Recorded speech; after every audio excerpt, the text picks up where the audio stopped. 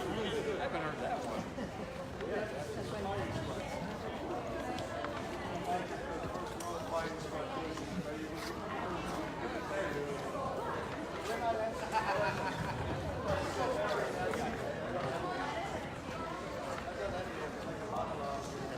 You can go ahead and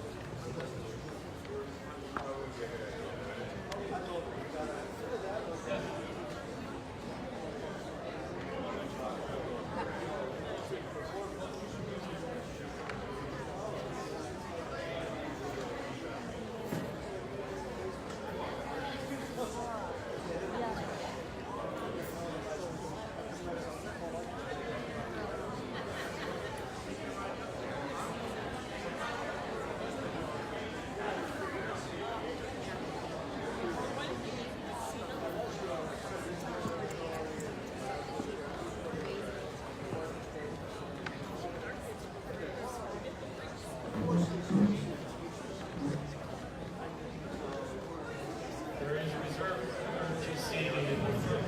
Yeah, and then just, it'll be free of free floor. Yeah, so Friday, week 55%, we get 15 more to go.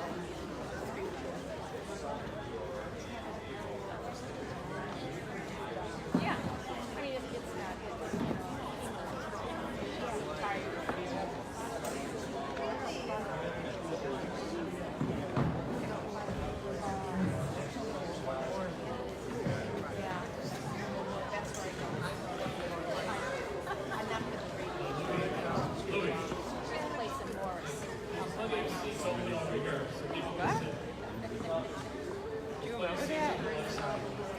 It smells moldy, doesn't it?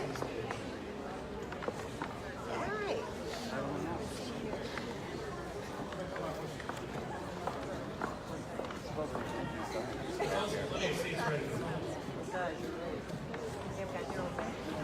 She was delayed. She lost her, she was delayed here. Father, we're Facebook Living, so don't say anything.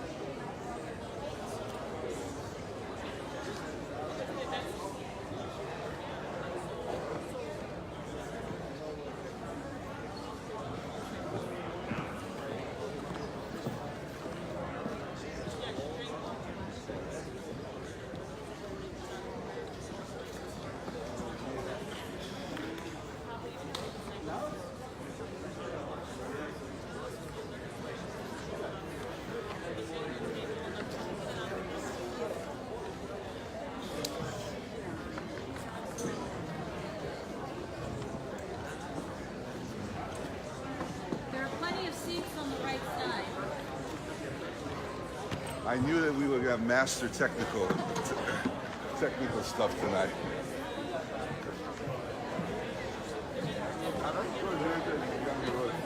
I'm still blowing.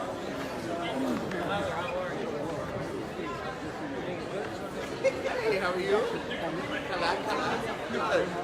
Good. Were you cutting chickens? At church?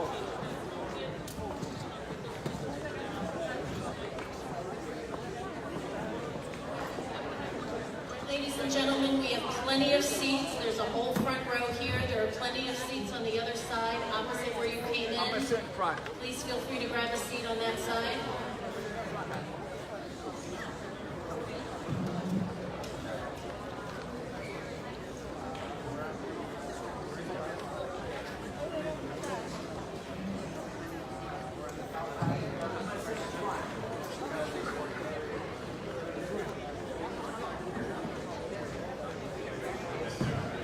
There are plenty of seats, and remember that we're Facebook Live tonight's event. So make sure you're if you have to.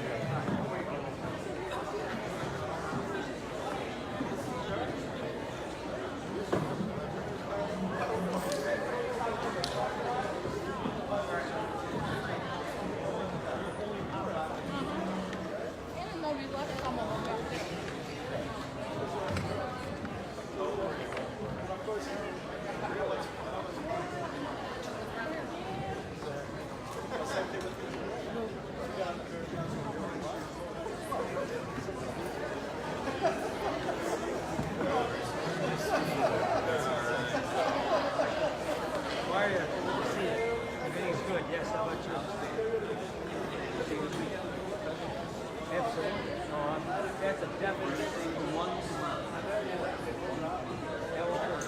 I'll tell you right now. Mark, I'm thinking 1 or 2 days. Yeah, at least one. Melanie, we're live streaming you guys at Lost Shoe. I'm going to tell her to write something on the Facebook. There were 3 rows of chairs over there. Oh, come on.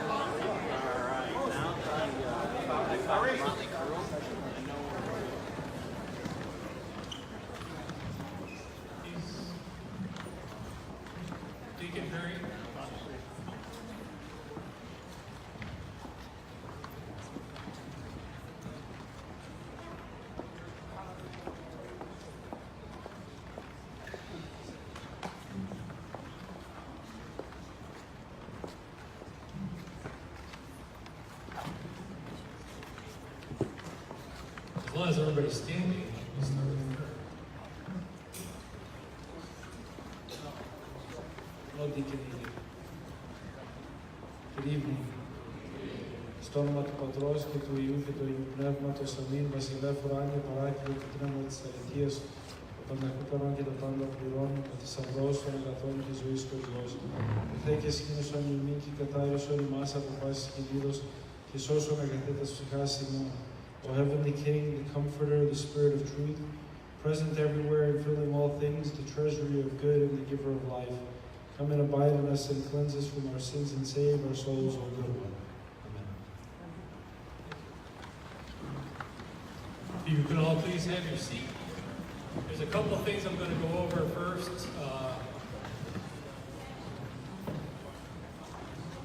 On behalf of Father Chrysodolos, our parish priest, and Georgia Christakis, our parish council president, Your Eminence, Reverend Fathers, Reverend Deacon, Presbyteras, Diaconisa, Archons of the Ecumenical Throne, Gus, and brothers and sisters in Christ, we welcome you to our parish of St. Nicholas. Tonight's listening tour will be a town hall forum, so please keep your questions in the form of a question and very concise. You were handed out note cards, that way you can take a note, you write your question if you want to read it. It makes it easier to keep your thoughts straight. Or you can hand me or one of the runners a card. And we have mics set up in the aisle, and I'll be coming around with the mic. If you don't want to go up to the mic, just raise your hand, and I'll come over and see so that you can speak. Our note taker, Elaine Bisbakis, has asked that you, when you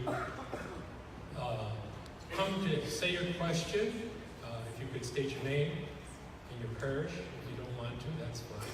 But it just makes it easier so when His Eminence looks at the notes, he knows, he remembers where it came from. Also, thank you to our Philopikos tonight for the wonderful meet and greet.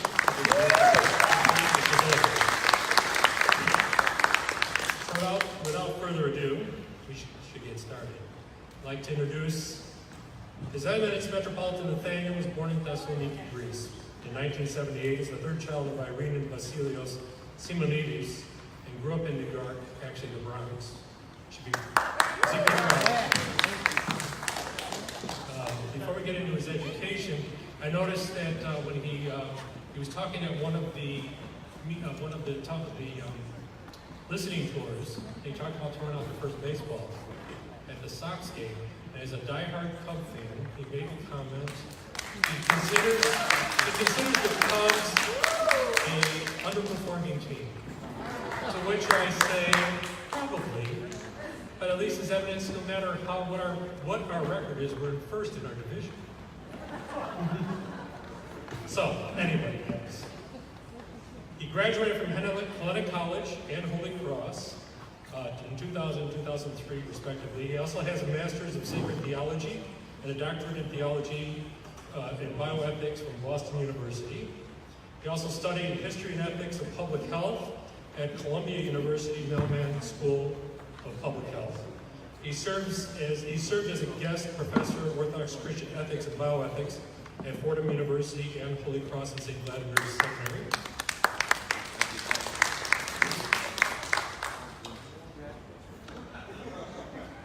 Well, maybe some got kicked out, I don't know. Maybe the Midwest attracts everything. His Eminence is a brother of the historic monastery of St. George Epanosiphi, I cannot pronounce it, Epanosiphi, in Crete, and he served the Greek Orthodox Church in America as a deacon, a parish priest, and the director of the Archdiocese Office of Inter-Orthodox and Ecumenical Interfaith Relations. In particular, His Eminence is best known for promoting cooperation and inclusivity. Sorry about that. You know the word. In 2015, His Eminence coordinated the Archdiocesan commemoration of the 50th anniversary of the March on Selma and represented the Archdiocese on the National Council of Churches Special Task Force to End Racism in America. On March 24th, he was enthroned as the second ever Metropolitan of the metropolis of Chicago. So although he was born in Greece and raised Browns.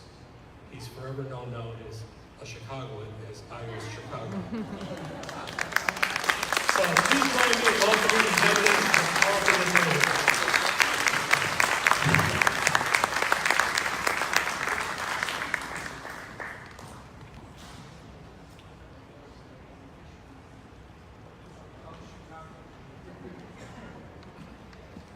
Good evening.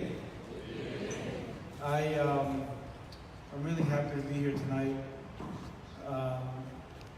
But before I begin, I'd like to ask everyone if they could please stand for a moment. And I'll tell you why in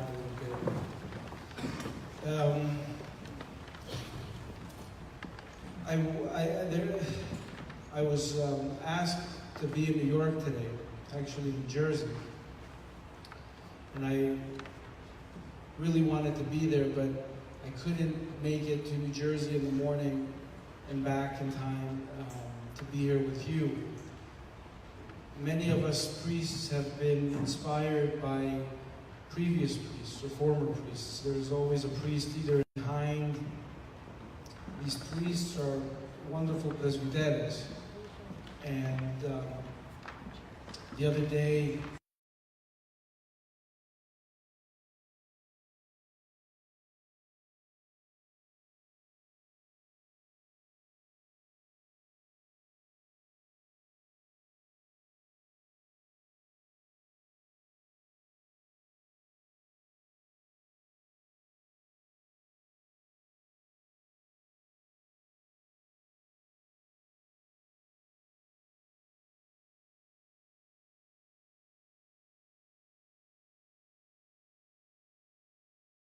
her memory be eternal.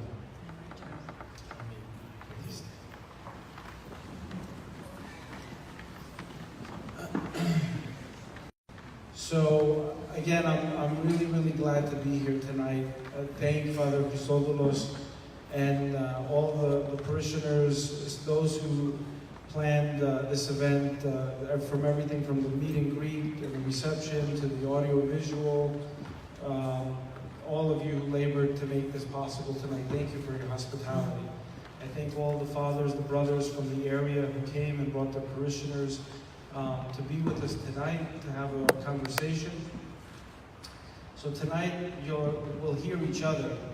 I've been speaking for the past 5 months, 4 months, 4.5 months, and these listening tours are really meant to help me listen to you more than me speak. So I will do my best to keep it simple and keep it short so that I can hear from you. Can you please raise your hand if you've received in the last 4 or 5 months any communique or announcements from the metropolis? Do you directly receive anything? Directly, not is your priest sharing the information. Do you in your inbox receive anything from us? Please raise your hand if you do. Okay. So the vast majority of you don't, which is really sad for us.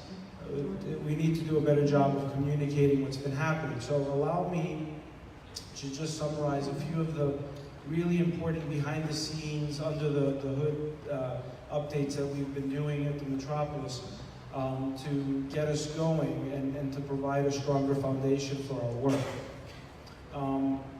As you know, in March I arrived and needed to start working fairly quickly to kind of get the ball rolling. One of the first things we did was transition from the previous Metropolis Council into our current interim Metropolis Council. Unfortunately, there was not a Metropolis Clergy Lady Assembly, which would normally elect the Metropolis Council members. And so there was an interim Metropolis Council that was elected through our own internal process, and we now have a different group, a group that I went out and met with over 40 people, interviewed them, talked to them, and tried to see who they were, where they were coming from, their skill set, their backgrounds, their communities that they represented. So we now have a new group until our next Clergy Lady Assembly, that's working with me, made up of 24 men and women from across the metropolis, 8 clergy, and 16 lay people. This Metropolis Council has already met twice already. And the 2 times we met, we've taken some really important and significant decisions that will set the way forward for our metropolis. Some of the most important things that I set as priorities for our metropolis were transparency, accountability, and integrity. So our Metropolis Council voted and passed a delegation of legal and financial authority. So basically what we've done is I've turned over much of the authority that's placed in the Metropolitan to my council. And so I am restricting myself in terms of the decisions that I can make in terms of the finances and the legal decisions to a group of people who are representing you. So together we have tiered levels of responsibilities. I can make decisions on my own when it comes to the finances up to a certain amount. There's a checks and balance system. Above that threshold, our executive committee needs to authorize any expenditure. And above that threshold, the entire Metropolis Council comes in and reviews the expenditures. And if it's a major acquisition or purchase or expense, the entire Clergy Lady Assembly needs to contribute its input. We also are finalizing, and tomorrow we will make our decision, which firm will represent us in our quest for an independent financial audit. So we will conduct an independent financial audit for 2015, 16, and 17. And the results will be made known, public. You will be able to download them off of our website, hopefully, once we update our website. But you will be able to see how we've been using your offering, your sacrifice, where we are struggling, where we're making changes, and so forth and so on. So that audit will be coming in the next few months. We also established 24 committees, and these committees are committees based on what our needs are right now and where we're going next.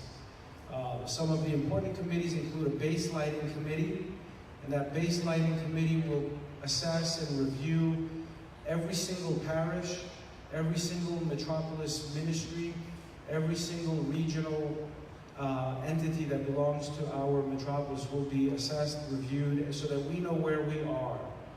Most of us think we know how our parishes are doing, but we don't have hard facts about our ministries in the parishes, our finances, our stewardship, our baptisms.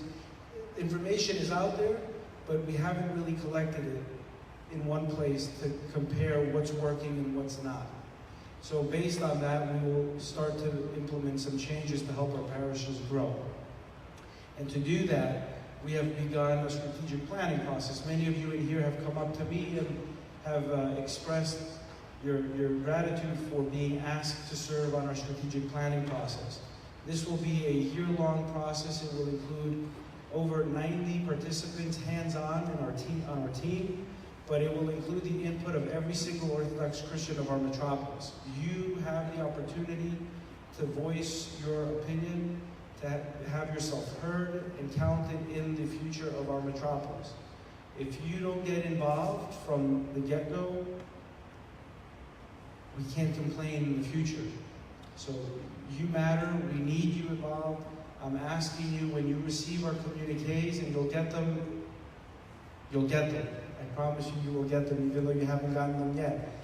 But as you get them, please respond, do your best, go online, fill out the forms, submit them back to us. Use snail mail, it's okay, send it with a stamp. And your opinion will be counted, I promise. So I look forward to the rest of the year. The ecclesiastical year is just around the corner. And with that, I turn it to you to listen to you and to hear your questions. Anybody who has a question, you can either raise your hand and I can come out to you, or we can have a mic runner, or you can go up to the podium. I have a couple of questions that were already submitted here, Vince. So why don't we start with one of the ones that was submitted. Is there any... Warm-up question, right? A warm-up question. Is there any plan to create uniformity in the Sunday school education program? That's a great question. And is Presbitera here today? She's not here. I wish she was here because I would introduce you to the head of our religious education, Presbitera Likakos. She's sick today. I'm sorry. I hope she feels better soon. So, uniformity, consistency is important, right? But diversity is also good. You know, the teachers know best what to offer their students. The teachers know what level their kids are. But the Metropolis needs to do a much better job of providing the material that's orthodox, that's challenging, that's engaging, that teaches our kids, you know, what we believe and then how they can actually put it into practice, right? It's not just teaching them the 30 minutes in Sunday school, but how to live their lives as Orthodox Christians. Now, one of the problems we have as a metropolis is the amount of resources that we dedicate. We have made a choice where our funds and our resources are invested. And Presbitera Likakos, she came and she was interviewed as part of the baselining process. Remember I said baselining? And what we learned is that our metropolis budget for religious education, all levels of religious education, not just Sunday school, little kids, but kids to teens, to young adults, to adults, is how much? You've heard me say it. Have you been following? How much is it? Zero. It's actually, there's a line item on there. It says $10,000. And that $10,000 isn't given by the metropolis. Actually, Presbitera goes and she has a luncheon or something, a little fundraiser, to raise $10,000. With that $10,000, we're supposed to perform miracles. Okay? Even Christ had more water in the jars than what we could buy today with $10,000. So we need to do a better job of raising the funds and then investing it in the right way. Our priorities are backwards. So we will try to do a better job. Thank you. Does anybody have a question? So I don't have to keep hearing myself talk. Somebody has to. Just raise your hand. I'll bring the mic to you. Don't be embarrassed. You can ask anything you want. That's right. Except my height.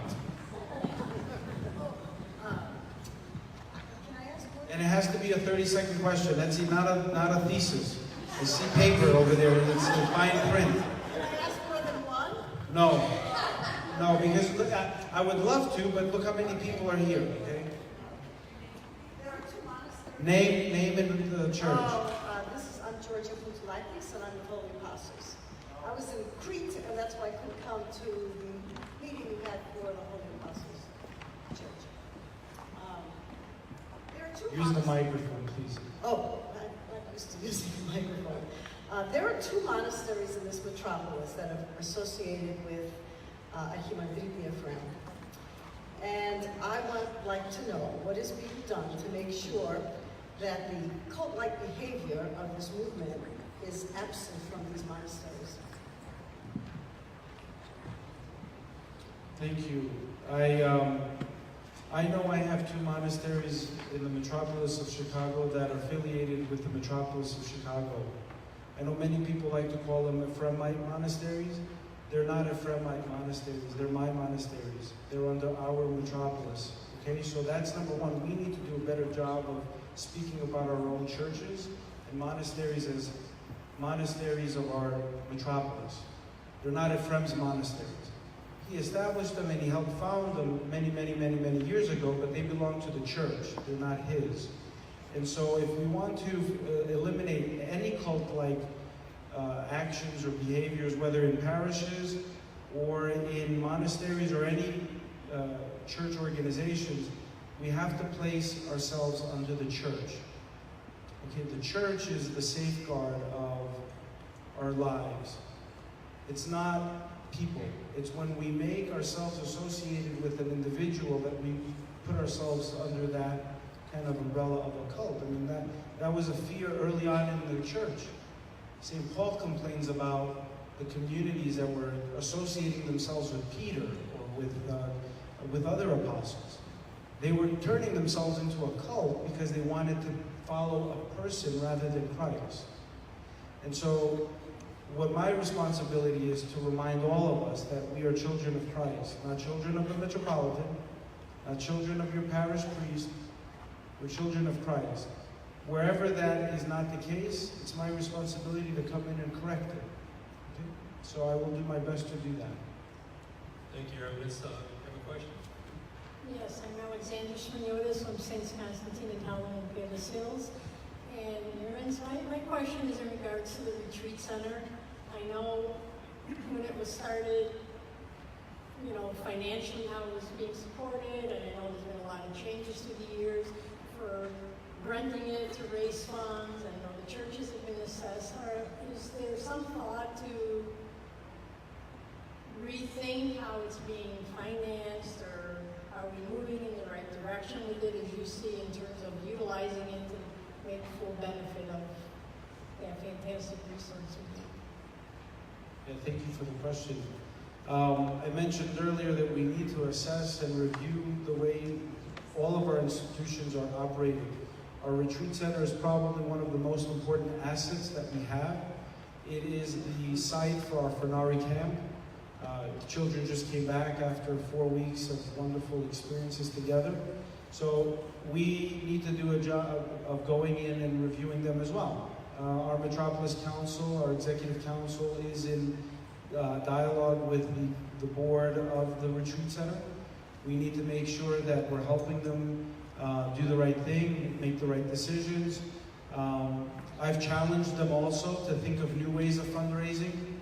In the past, the parishes were assessed a 13th month assessment. It was mandatory. I understand that the retreat center was something that all of us wanted, and it was voted on at Clergy Lady Assembly. We all wanted our own site for our camp, and to have other groups come in and use it, and to have it be a witness of orthodoxy. But we need to do a better job ourselves of funding it. And I challenged the board. They're stepping up to the plate, and I'm going to ask the parishes to come back now and not be forced to offer their support, but to consider still supporting it, not coerced, not a 13th month tax, but something that they do out of their free will, and because they believe in the mission of the retreat center. If some parishes can't do it, I'm not going to go out after them and attack them or force them to sell more souvlaki. Okay? But if parishes can give more, then they're free to do so. Wait.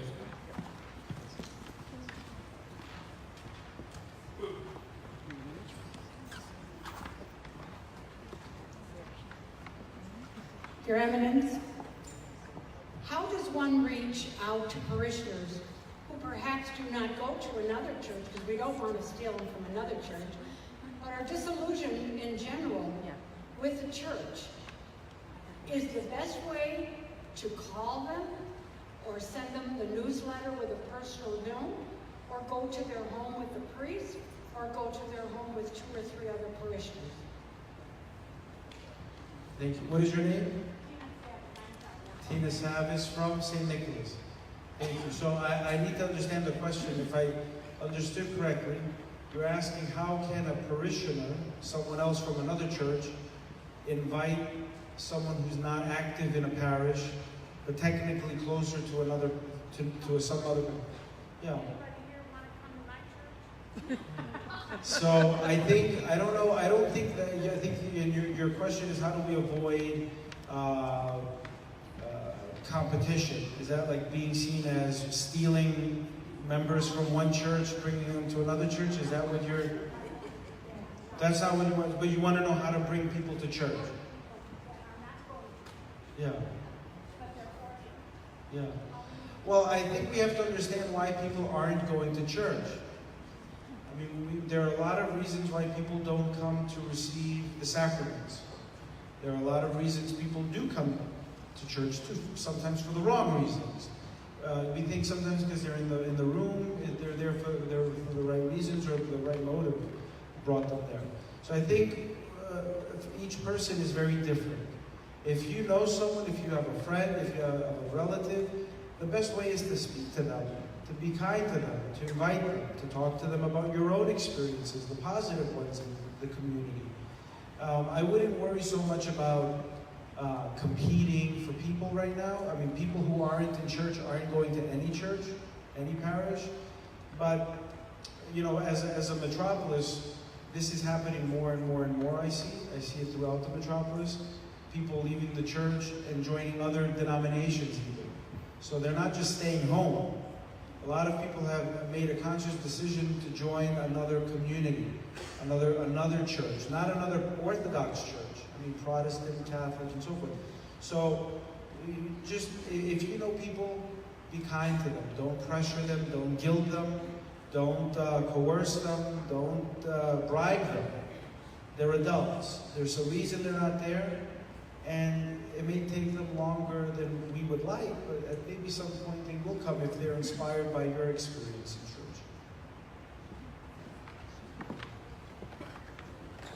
Mike, you can stand up and go to the mic. Otherwise, I'll give him the mic. Hold on, I'll give you the mic. Here you go.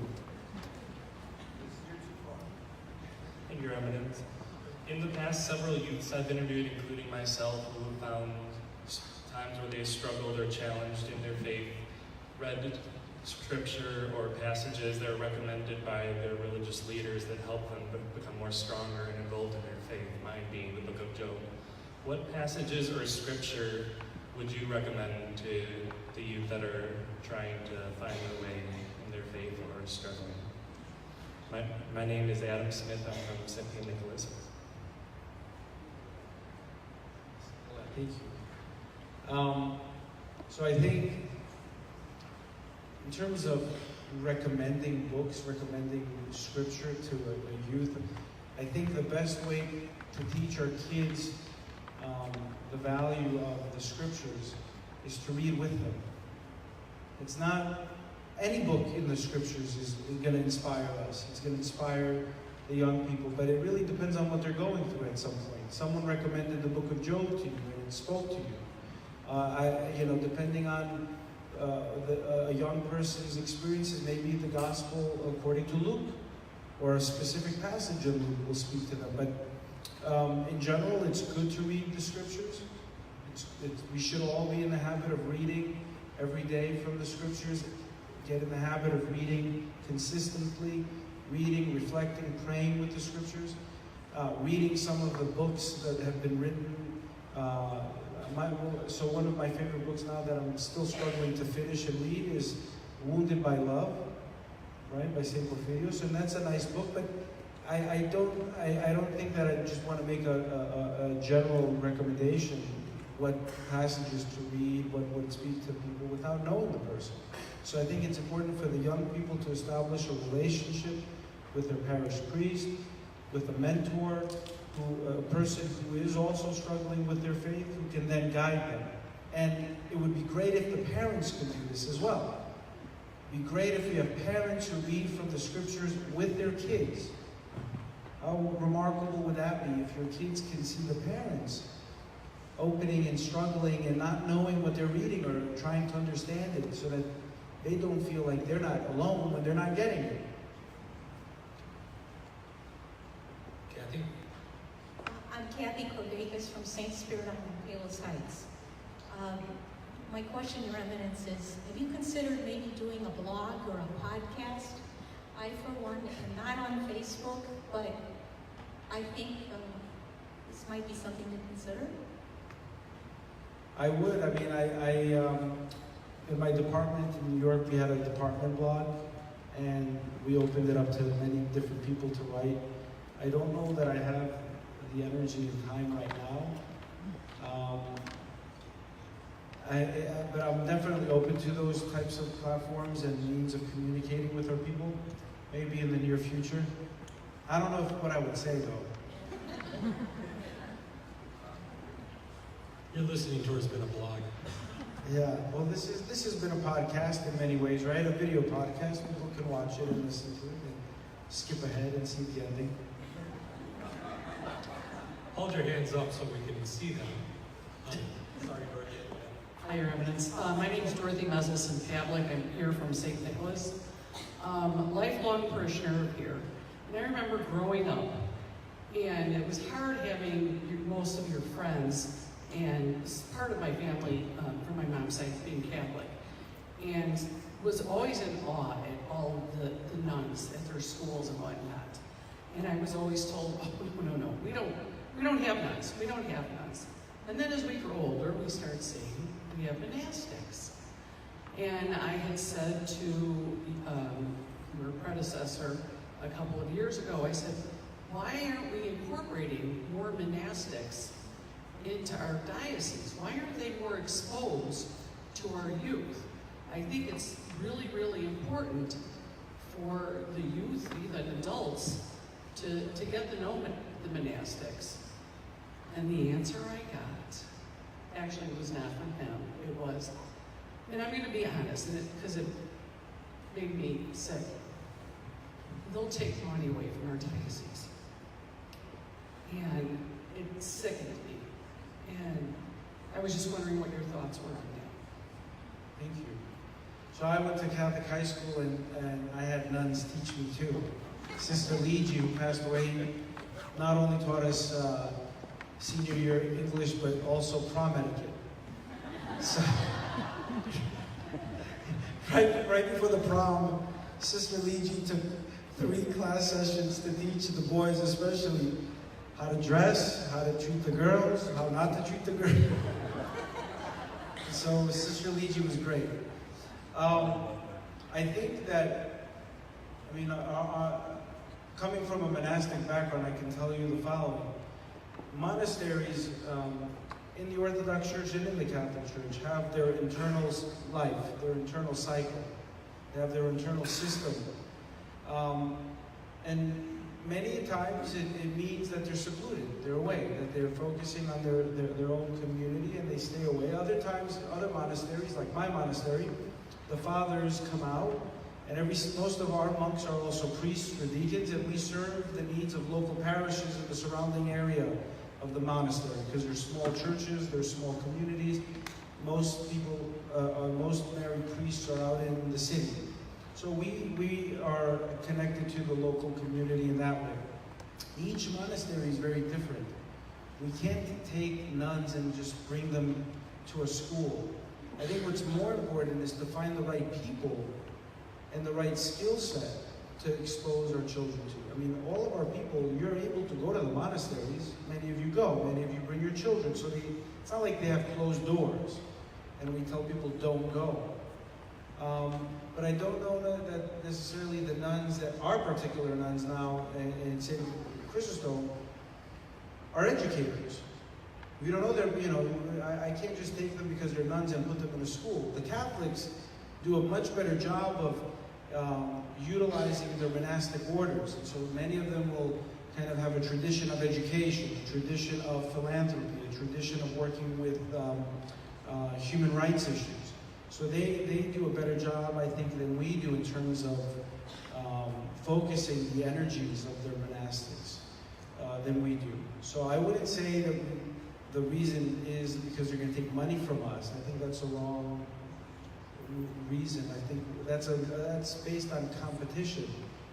I think it's more of, are these the right people to bring into our classrooms? Maybe some of them are, maybe some of them are not, but at this point our monasteries are set up with their own internal system, and I can't go in there and interrupt that. It's not right for the bishop to go and say, leave your daily prayer cycle so you can now go around and teach. Well, what about to go to Goya meetings or things like that? It's not correct. I mean, the nuns probably wouldn't want to do that. The nuns themselves would feel awkward. This is not their environment. Again, our monastic tradition is very different than the Catholic tradition in that way. The monastic orders in the Catholic Church are in the world. They're actually doing things. I remember when I worked at the United Nations, there were the Salesians, the Sisters of Mercy, there were the Sisters of Charity. These monastic orders would find 3, 4, 5 monastics and send them into that space. But they trained them for that. So again, I don't know that bringing the nuns to Goya meetings, that they would feel comfortable with that. That's not their place right now. The place is in the monastery. George is tall, so he's going to cover Yes. me. I got to stand over here. Come closer, that's okay. The fact that you're getting all these questions about monasteries, it just kind of tied into what I was going to talk about. The George Carr cases, I was baptized and married at Saints Constantine and Helen, but I'm currently a member at Saints Peter and Paul. I had prepared this. I'm greatly concerned about the increasing influence of what I will characterize as the Ephraimite monastic movement. The late Michael J. Harris, in his role as Vice Chairman of the Archdiocesan Council, referred to this movement in his last two State of the Church addresses as a disease in the garden of the Archdiocese.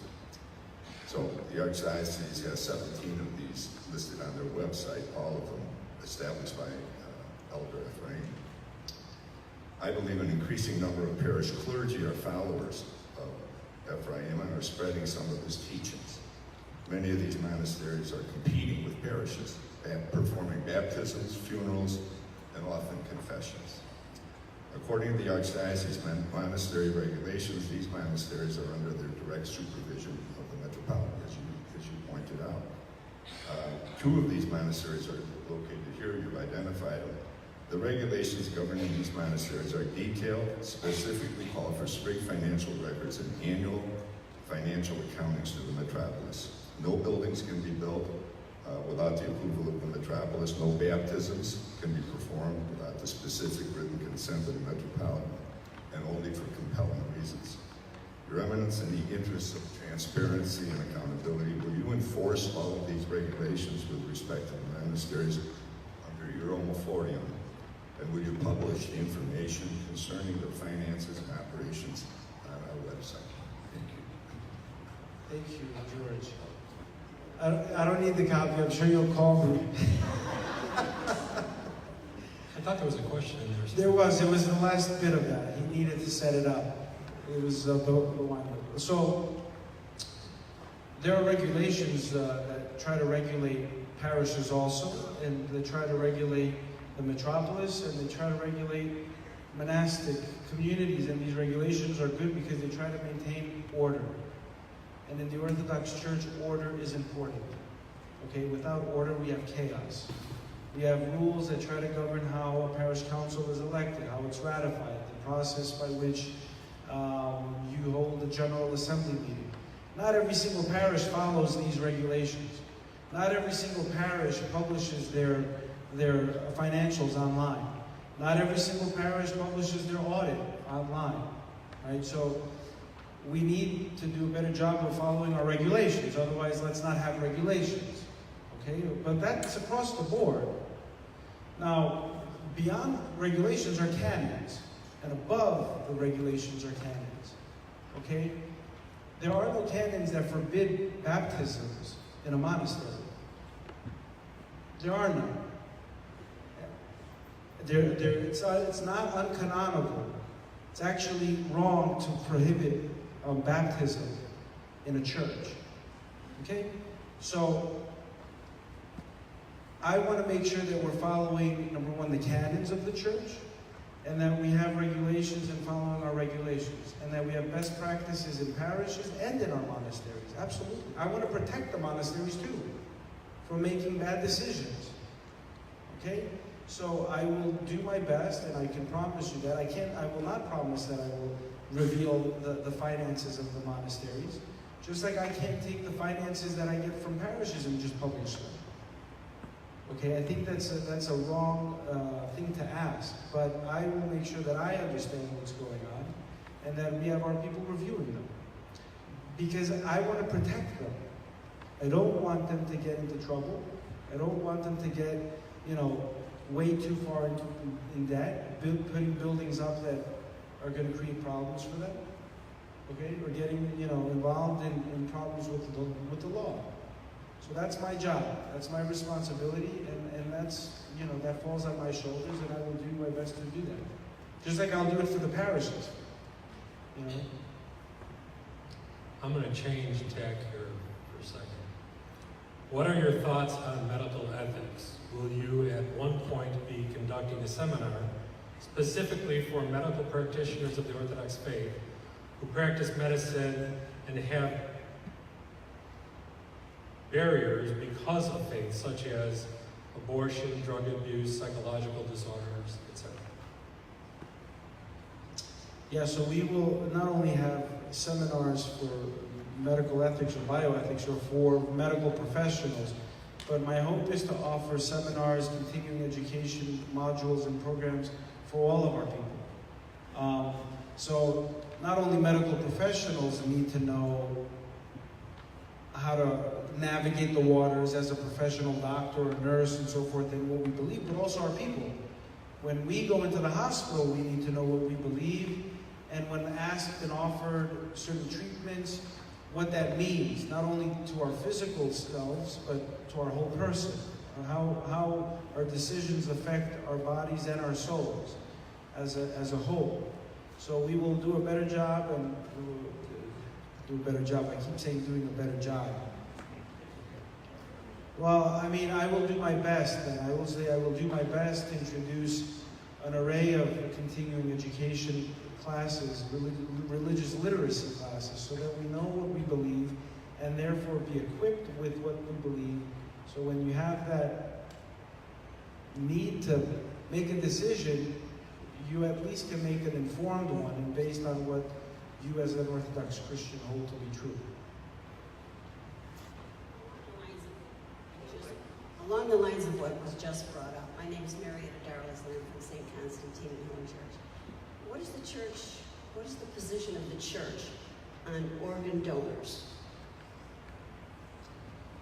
And organ donation is a kind of medical miracle. I mean, we can give of ourselves and save the life of someone else or enhance the life of someone else. We've been giving tissue, donating tissue, for example, and blood for many, many years. Very recently, we've been able to procure vital organs, so hearts, lungs, and donate to someone who is about to die or needs a heart transplant, for example. The church doesn't have an official position. The church has not, as a whole, said what is the case, whether it's okay or not. There are a lot of different opinions out there, but the general rule is that we as Orthodox Christians want the donor and the donation to be one that's grounded in love, not something that was donated out of coercion or payment. That death is not the benefactor. That love is, that the person is giving out of love, not because someone has died.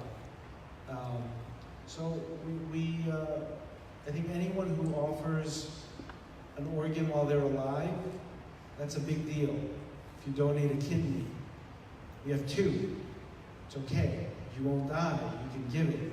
If you're a match, bone marrow, blood, different, even skin.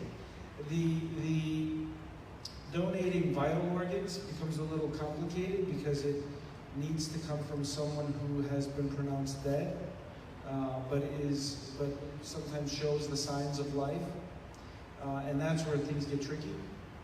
But in general, if someone has consented, if someone has given their informed consent to be an organ donor, the church cannot prohibit them from doing so. Okay? Nor can the church insist that we become organ donors. So it doesn't prohibit and it doesn't insist, but it accepts. As long as someone does it with their own free will.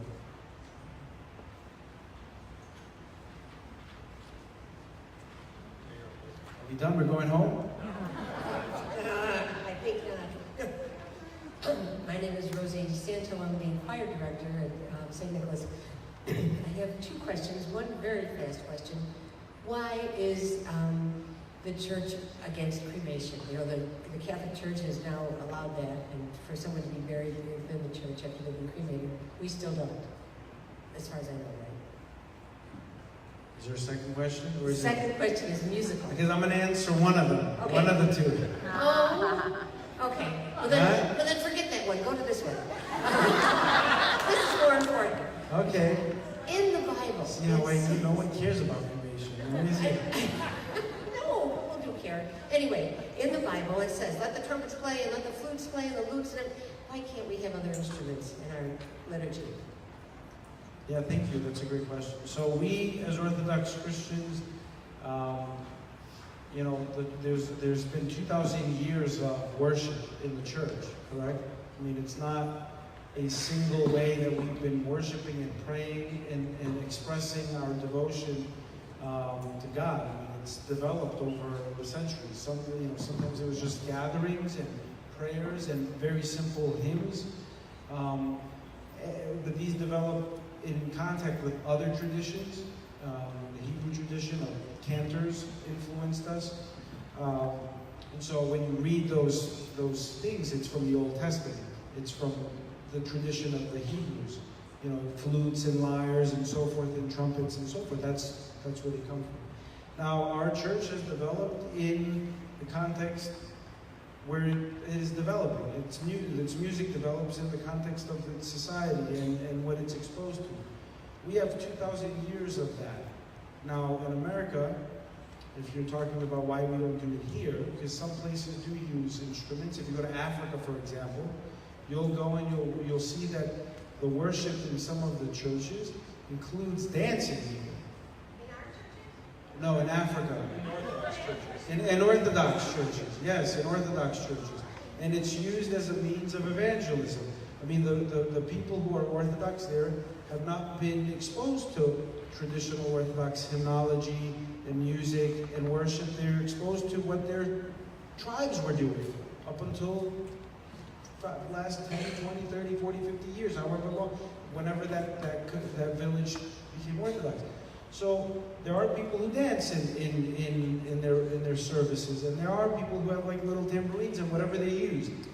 Now, in our churches in America, there are different ways that we worship. Sometimes we have choirs and have an organ, and that was because we were influenced by other Christian denominations. Our people from Greece or other countries did not bring that with them, right? We were influenced. We tried to assimilate and become like others, all right?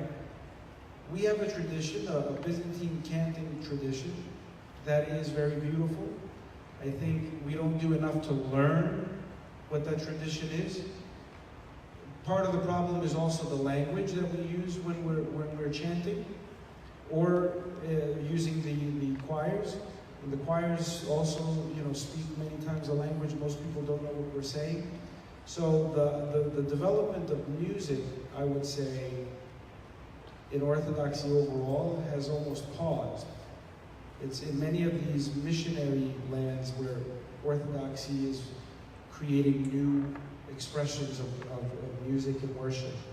In most Orthodox countries or Western countries, we're just either reproducing what was happening, or we're trying to assimilate and create sounds that sound similar to what others have done, or other traditions. And I don't think it's bad, but we are not creating. I mean, there are choir federations and there are choirs that musicians that write music, but we are not at the point where we are creating a new mode, a new, something that's completely new. We're taking a little bit from here, a little bit from there, and saying now this is our new expression of Orthodoxy. So I don't know that we need trumpets and flutes and lyres and guitars. The Catholic Church tried to do that here in America, by the way, and it failed. It didn't do much to get people into more worship. So, I don't know if I answered your question. I'm just rambling.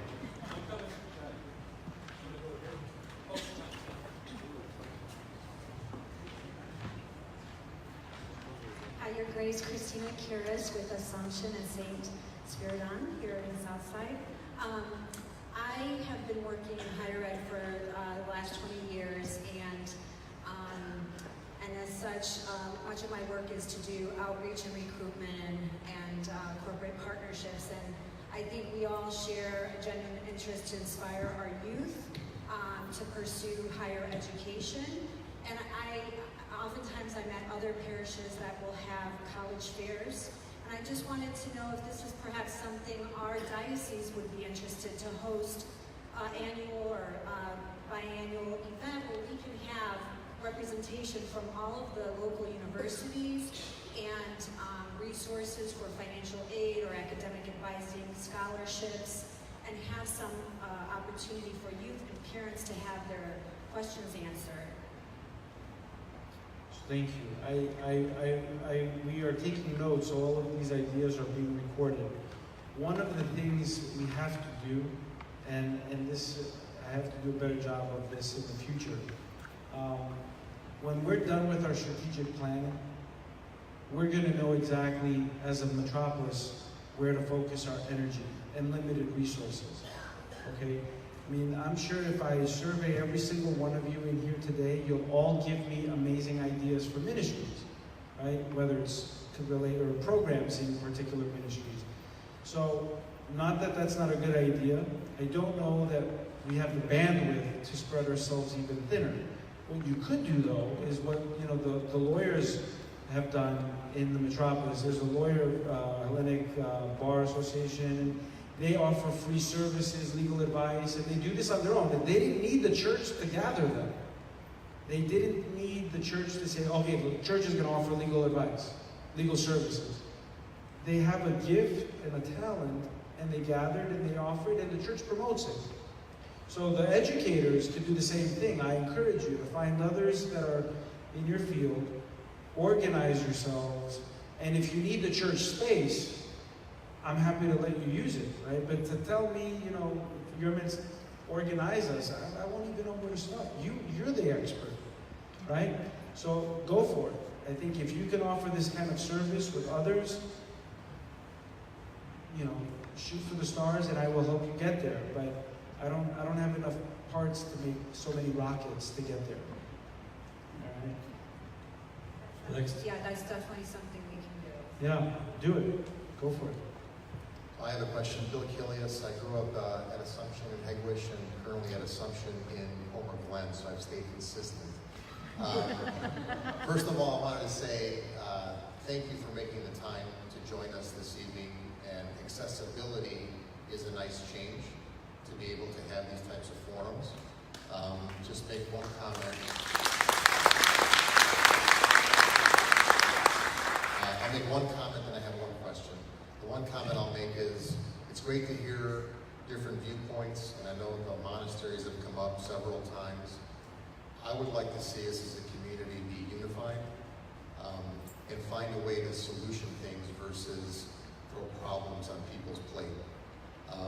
We are one community. We're all following the Word of God, and we should be working together and not insecure about what happens perhaps in a monastery versus in a church. My question, Your Grace, is at some point in our lives we all bear a cross, and in some cases that cross may be an ailment. And as we get older, we all have ailments. And maybe this is part of your strategic plan, but what do you envision as a wellness vision that the Archdiocese can bring to help, in the past it might have been around breast cancer awareness or diabetes awareness or some ailment that we can help bring the community together to help our people, because in some cases we have a lot of ego and we don't want to talk about our ailments because it may make us feel weaker. What do you see as a vision perhaps in the future to help bring the community together on wellness? Thank you. In terms of establishing the unity of the faith in the community, that's my job. That's not your job. Okay?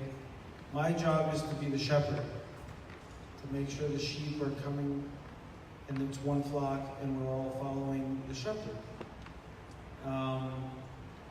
So don't feel the need to take that burden on your shoulders. You have enough to worry about, already. In terms of wellness, that's a loaded word. What does wellness mean? What does health mean? These are just words that we kind of throw out. And we all mostly understand the same thing by them. Mental health, physical wellness, emotional wellness, but I would like the church to be the hospital that it is. Okay? And it includes not just the hospital for our souls, but it ought to be the place where the things that we struggle with, emotionally, physically, are discussed in the open.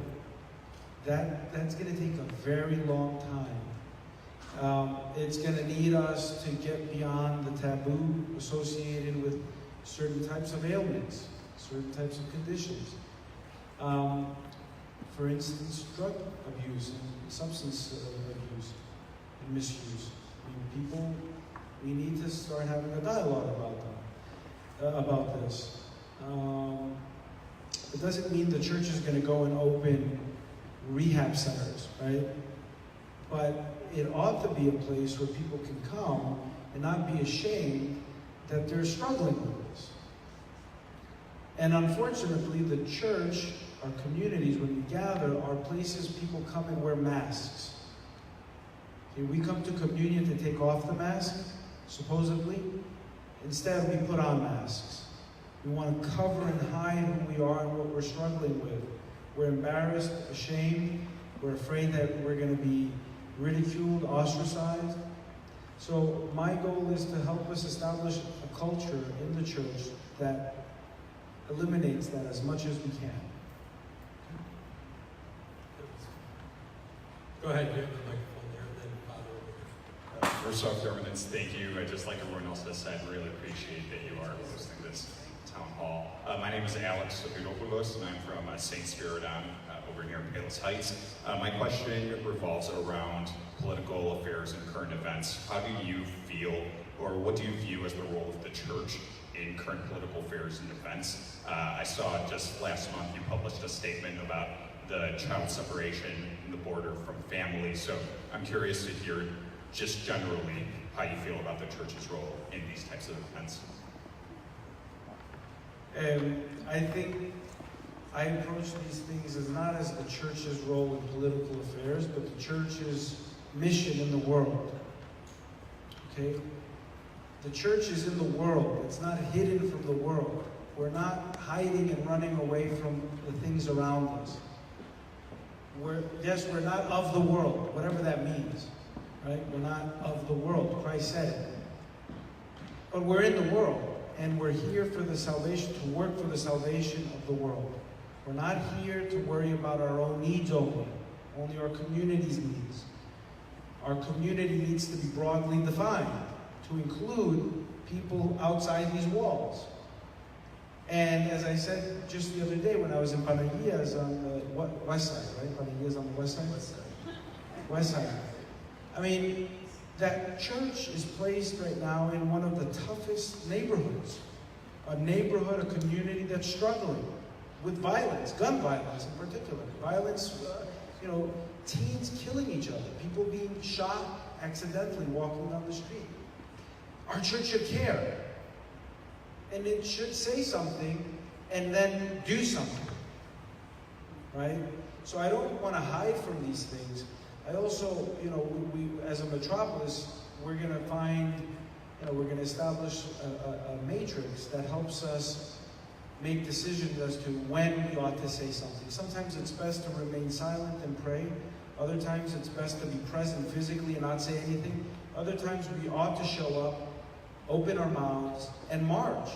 Archbishop Iakovos went to Salma, right? That was very courageous of him. It was not something that our people in our communities accepted easily. We have in our archives letters, death threats, but also threats that people are going to keep their stewardship money from the archdiocese because he was protecting the rights of African Americans. So there is a time when we have to show up and be present. And I think, that I'm very big about reminding all of us that we are in the world and for the world, not for ourselves.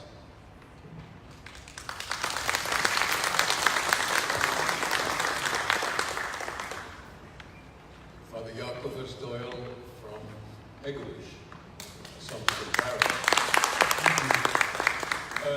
There's 40, Within the last couple of months in Istanbul, the Greek Archdiocese, Armenian Archdiocese, the evangelicals all got together and published a book called Christianity, the Fundamentals. It appeared in Turkish, and it appears also in English. And the Armenian bishop, the assistant bishop, Sahak Mashalian, said, "This is the first thing that's ever happened to us since the councils." What do you plan as head of the Greek Orthodox Archdiocese to do here in Chicago, where there are 7 Armenian parishes, where there are 8 Nestorian parishes, Jacobite parishes, etc.? What do you plan to do on the inter-Orthodox level? Thank you. That's a great question. So I come from that department. I was responsible for the Inter-Orthodox Ecumenical Relations Department. And I've been asked now to assume a role that takes that work to a different level. I don't know if we should only focus on our relationship with the Armenians or Jacobites and the other groups that you mentioned, but there are other Catholics, other Christians as well. We are members of the religious Council of Religious Leaders of the metropolis of Chicago, metropolitan area. It includes non-Christians as well. I can say that most ecumenical groups and interreligious groups value our presence. They want us to be present. They understand who we are. They understand the authenticity of the Orthodox Church. And I am a big proponent and supporter of dialogue and cooperation. Now, what we can do, tangible projects and things, yet to be identified. But for sure, with the Orthodox Christians, the ones we're in communion with, we ought to worship together. We ought to have more collaboration, more cooperation. We should go to their parishes and experience their traditions, their cultural differences in their worship. I, as a hierarch, ought to be worshiping more with my fellow hierarchs of the Assembly of Bishops. I haven't had the chance yet. With the other Christians with whom we're not in communion, we can't worship, but we can definitely witness together. So whenever there is a call to raise our voices or to be present, we will do that. And that Council of Interreligious Leaders recently issued a statement on the recent violence, gun violence. And so as a member of that, we consented to have that statement be released. Elaine? Your Eminence, welcome. My name is Elaine Katsioris, and I was actually baptized at St. Nicholas, but I've been at Holy Apostles since I was 10. But my question to you kind of has to do with music. My question to you is, and I've been to others and I've been watching on Facebook, you have mentioned that your concern is not that someone might go to another parish because they like the choir better or whatever they need to find. Your concern is that we're leaving the Orthodox faith and going to these box churches. And my question to you is, on Christmas Eve, is it not possible, at our parish, I know several families that they come at 6 o'clock to find their seat. The choir does their half-hour Christmas concert from 6:30 to 7, and then the Vesper service starts. By 7:01, a third of the church leaves because they don't want to sit for an actual Vesper service. And they're going to like the Oak Brook Church of Christ, or they're going to the First Presbyterian Church down on Michigan Avenue, because they're going and they're getting a Christmas service. When you walk into our parish now, you feel like you're just going to a Vesper service. You don't feel like you're going to a celebration of the birth of Christ. Where years ago, we were able to do a service that was lovely. It was, I don't want to say entertaining, it was moving. You knew you were at Christmas Eve. Why is it that 15 years ago, it was switched to being a Vesper service? Is that, part of the able to be, up to the priest and what the parish would like? Is there something we could try to go back to that? Thank you for your question. So we are going to issue very soon directives. The priests want directives. They keep saying, tell us what we believe in and what we do. So I'm issuing our first directives in terms of liturgical practices by September 1. It's going to go from September to January, and it will include what parishes may or may not do in terms of the liturgical practice for Christmas. I'm really saddened to hear that someone goes to a liturgical service and doesn't feel that it's Christmas because you're not hearing carols, or because you're not hearing or seeing some sort of play or whatever was being done 15 years ago. I mean, it's the same service that should have been done 15 years ago that we're offering today. I know some churches have pageants, or they have, different, hymns or carols or folk songs that are part of our traditions here as Americans. I don't think those are bad. I don't think they're not appropriate, but they're not to replace the worship liturgical experience, the Eucharist. And, if people want more, if people feel that they're getting Christmas by going to a big box church, I can't stop them from going. But I'm not going to change our worship so that people can feel that now they have a Christmas experience because there's a whatever, I don't know what was going on 15 years ago, but we have a way that we serve Christmas and we celebrate Christmas. It includes the Divine Liturgy. It includes certain hymns. Now, can we do a better job of having people understand what those hymns are saying? Yes, absolutely. So if we're going to church and we're hearing gibberish, I understand the frustration. But I can't replace the Eucharist for the drummer boy. I love the drummer boy. I think it's great. If someone could perform it and they have a beautiful choir, we could add it at the end after services are done. I mean, there isn't anything that prohibits us from singing carols. But, we can't, I don't know what was going on 15 years ago, so I can't compare what I envisioned for us today to what was going on 15, 20 years ago.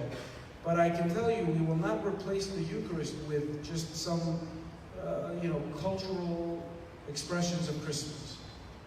Okay. George, Remnants, George Faranis, St. Nicholas, good evening. Piggybacking on what others have said tonight, thank you for revealing yourself to us. Thank you for the accessibility. That being said, with the number of parishes in the metropolis, I believe it's 59, 60, 58. And with the vast geographic region that they encompass, to be able to provide access to all those parishes, is there already plans in the future from you to appoint a chancellor or any other assistant with respect to getting out to parishes and speaking on your behalf or following your lead? Yeah, thank you. If I haven't come to your church yet, I apologize. It's only been 5 months. I promise to get to every single church before my year is over. I may come to your church for a pre-sanctified liturgy. I may come to your church for a different reason other than a service. It may be for a picnic, but I promise that I will get to each and every parish once a year at the very least. In terms of my administration and assistance in the office, absolutely, a chancellor is coming soon. And with the presence of the chancellor, you will have more access to the metropolis and to me. It may not be in front of me, but for sure, I've done my best to take questions and concerns and answer the best I can with what I've inherited. And we're trying to piece everything together and create a team that's cohesive. And, we'll get better at it. I think when the chancellor comes, we'll have that really important piece to help get out there and listen to people and have people come in and talk to us. Your Eminence, one of the benefits of having Facebook Live is that, unfortunately, people have my cell phone, so they get around. They're very sneaky. They have my cell phone, so they text the questions. So, and sorry. Facebook Live or a text? They sent me a text, but they're watching on Facebook Live. It's sort of like jumping a line. They want to know, they want you to address. I want to know who it is. It's Melanie Chonas. Okay, just because they would have said who it is from here, that's not a bad She thing. wants to know the church's view on cremation.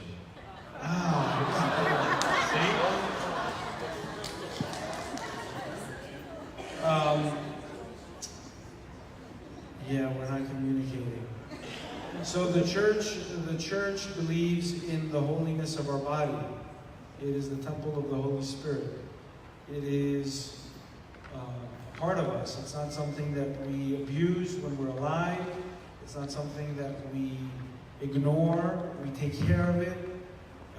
Everything from eating, right, to bathing and cleaning. It's important. It's our body. It's a gift. It's part of the gift that we received our lives.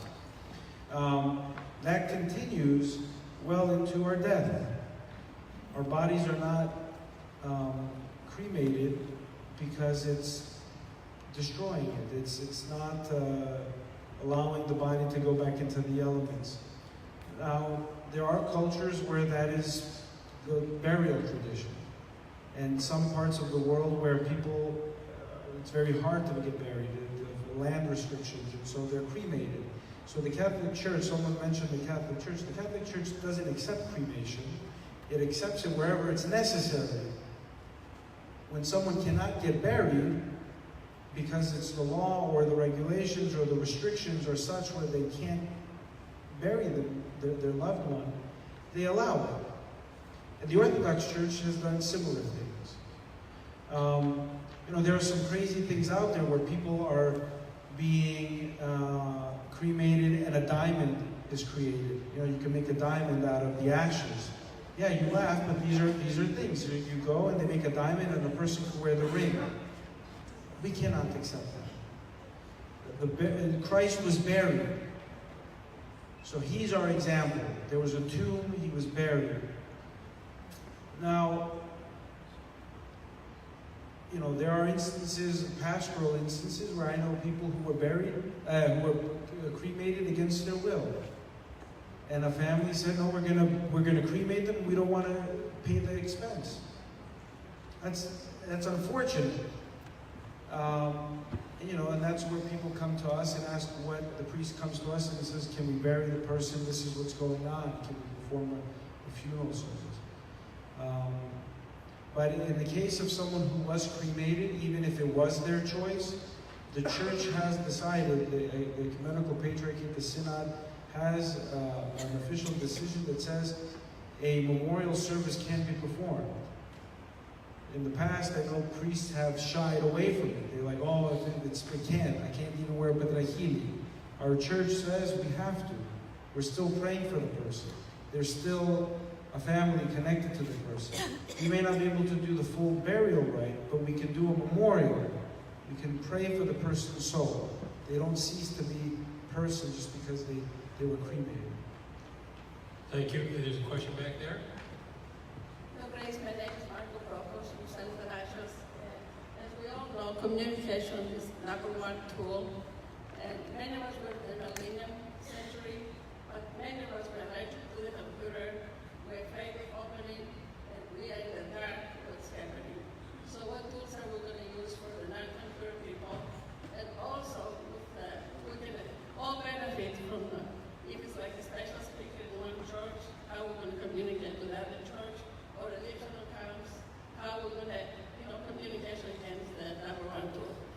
Well, how did you find out about this event? My husband is a computer lover. All right, there you go. So, obviously, most people are communicating digitally. Most people. I mean, you can't even have a television unless it's a digital TV nowadays. So most people are connected to smartphones or their computer. It is up to the priests. I mean, fathers, it's your responsibility. You know your people. You know the shut-ins. You know the people who don't have access to computers. My mom just started using an iPad. But it doesn't mean she knows how to find information on the iPad. She listens to the church radio.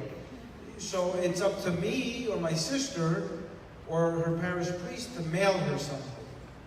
Make sure, I mean, we cannot eliminate paper good or paper communications just because we know most people are on their smartphones or computers. It's really up to the priests. As a metropolis, we don't have your addresses. And I will speak to the camera, to the priests and the parish council members in the room and on camera when we come to you and ask you for your database so we can communicate with your people. Please share it. We need, it's not going to a central hub where we're gonna fundraise and ask people for money. But if I need to send something out from the metropolis, I can do it directly, or I can wait for the priest to do it. So please, we need to do a better job of sharing our information. If I ask you for your email on that registration form, hopefully you all registered. That was your job, I forgot to ask. I was going to remind them at the end. We have very capable people. So when you were registering today, I asked you for your email, for your phone number, whatever. Give us that information, please, so we can communicate with you. We're trying our best to communicate. Parishes, please share your information. We did have... I don't know about the Archdiocese. I know my metropolis. Yeah.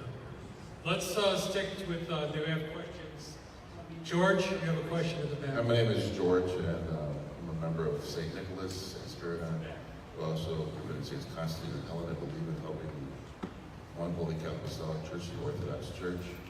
My question, we live in a fallen world. Our news is fragmented. And from the bottom of my heart, can you please make us more aware of what it's like to have a spiritual father, a father confessor, and go back to the teachings of the fathers of the church. If we would read St. John Chrysostom, Acts 5, Acts of the Apostles 5 would explain everything. I mean, we have to go back to the truth that Christ left us with. The church is here for our healing. We're all fallen human beings. I've been going to Bible class for 20 years. And my thing is, I see our poor priests. They're begging for people to come. I wish we had this much of a gathering to come to religious education. I see what they have to go through. My mom was in the Odisa for 60 years here, so I see the priests in a different way. They're human beings, but yet their struggle is so great, as you know. My thing is, we have to help support our priests, okay? And so I'm trying to figure out what the question is. All right, forgive me for speaking too much. No, I'm sorry. My question is, can you please help us bring back the fathers of the church into our teachings, okay? So that when we get our daily scripture reader, we're not Protestants. We have to go with St. John Chrysostom, St. Gregory the theologian, okay? St. Basil the Great, who talks about frugality. Return to self by St. Palamas. Why is it that we don't talk that way in a spiritual way? Can you please help me understand, and please introduce us again to the fathers of the church? That's all. Forgive me. Thank you. People speak about the fathers of the church as it's like an ideology. The fathers of the church, the fathers of the church, the fathers say this, the fathers said that. I know that the fathers of the church were struggling like you and me and everyone here. The fathers of the church understood their own weakness to be the greatest weakness out there. And our tradition as Orthodox Christians for formation, because I think that's what I was trying to understand. You're asking how can we be formed in the church through church teachings. It doesn't happen in isolation. It doesn't happen by just reading a book. It doesn't happen by reading all the books. Doesn't happen by reading all the fathers. It happens in communion. It happens in dialogue. And I have to say that any priest who stands in front of the holy altar is praying for us. And he is used as a vehicle, as God's instrument. I don't know that a priest would be a better priest if he's reading Gregory Palamas. I know I'm speaking out loud. I'm thinking out loud. I don't know that a priest would be a greater social activist if he read St. Basil. I know a priest would be a spiritual father if he helps you open your heart. If a priest stands in front of someone in their brokenness themselves, and you can still open your heart to them, then that's your spiritual father. That's the person that you can go and open and have the dialogue and be shaped and formed. Now it's up to me to make sure that our priests are reading, that they are educated, that they are themselves being formed. I asked them when we first met to send me in writing their own spiritual father. I want to make sure our priests are getting cared for themselves before they start offering care. Same thing goes with me. So I think it's not the book. It's not the author. It's what we do with that author. Gentleman over here in the yellow. No, you're first. So, you allow me to ask you a question in Greek, or do you want me to ask you in English? The best way you can. Any way. Όπως μπορείτε. First of all, we welcome you in this city. Σας καλωσορίζουμε.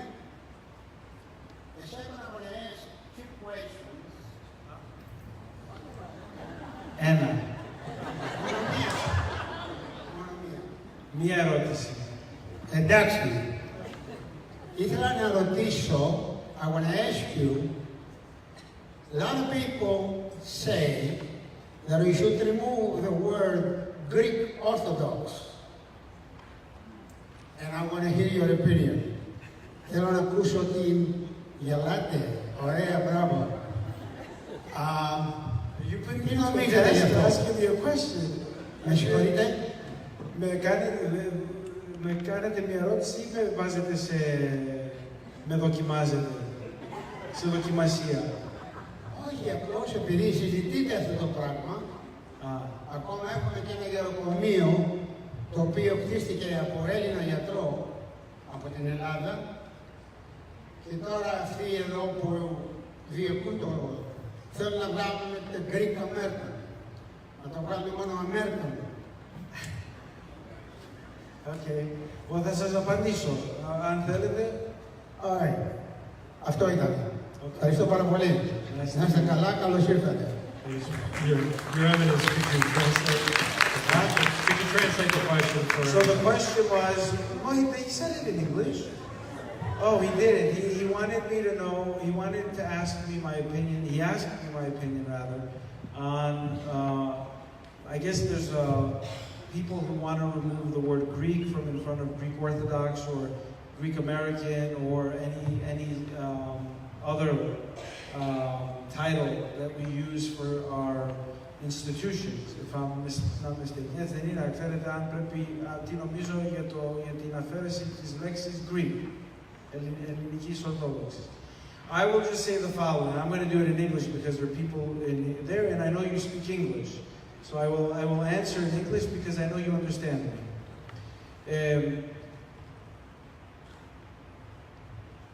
If we travel the world, most Orthodox churches do not put any ethnic identifier in front of them. Even Greek-speaking churches. If you go to Korea, it's not the Greek Orthodox Church of Korea, even though the Metropolitan is from Greece, and he's Greek, and he speaks Greek, and so forth. You go to Africa. These are bishops from Cyprus and Greece mostly, now more and more from Africa. They don't call themselves the Greek Orthodox Church of Kenya. It's the Orthodox Church of Kenya. The same thing with France, England, Germany, Portugal.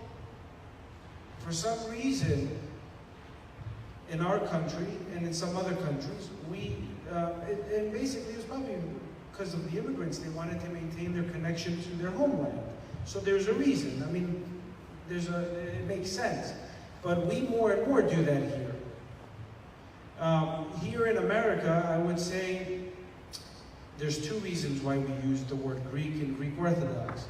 And I don't think that they're adequate or enough, I would say.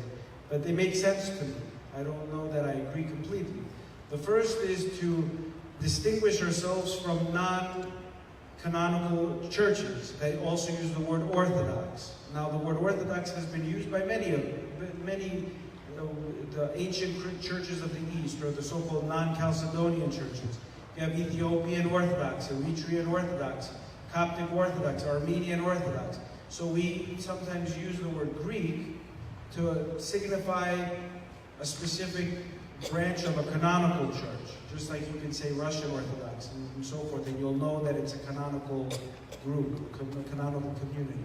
It's also used to distinguish ourselves from other canonical Orthodox. So we are the Greeks versus the Russians versus the Serbians versus the Romanians. We're all Orthodox, we're all in communion, but this is my community, mostly Greek, they're mostly Serbian, they're mostly Romanian, and it usually means that that's the language that's used or has been used in the past. I don't think that's right either. I don't believe that the answer is just cut it out and get everybody on the same boat, because everybody is used to a certain way of identifying. It's hard for us to tell people overnight, change your identity. Some parishes don't have a problem saying we are the Orthodox Church of Saints Peter and Paul in Glenview, right? And it's not bad. Officially, our charter says you have to say Greek Orthodox, right? I'm not going to go after because they're not following the regulations. There are regulations. I'm just saying, whether it's that church or any other church.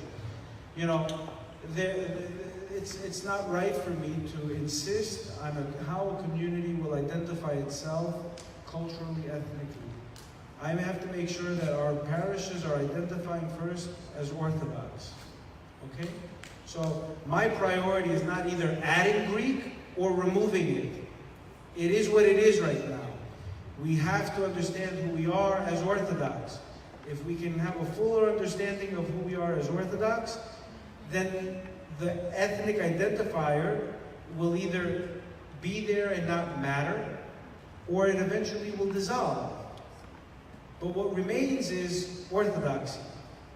So we have to do a better job of being Orthodox. Number one priority for me.